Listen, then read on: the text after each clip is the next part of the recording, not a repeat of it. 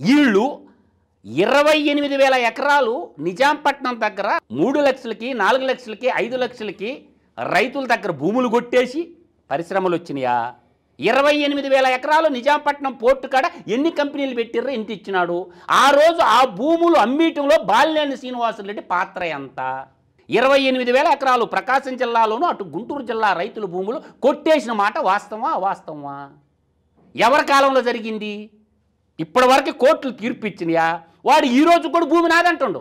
రైతుల్ని ఉంచి రైతుల్ని నిండా ముంచి ఉద్యోగాలు ఇస్తామని చెప్పేసి 4 లక్షలకి 3 లక్షలకి ఆ రోజు తిలాపాపం తలాతిగా అన్ని రాజకీయ పార్టీలు ఎంపీటీసీలు జడ్పీటీసీలు దాంట్లో 15 లక్షల రూపాయలకు వాడికాడ బేరం చేసుకుని రైతుల కాడ 3 లక్షలకి 4 లక్షలకి అన్నదాతలు మట్టి మనుషులు భూములు కొట్టేసిన మాట వాస్తవమా వాస్తవమా?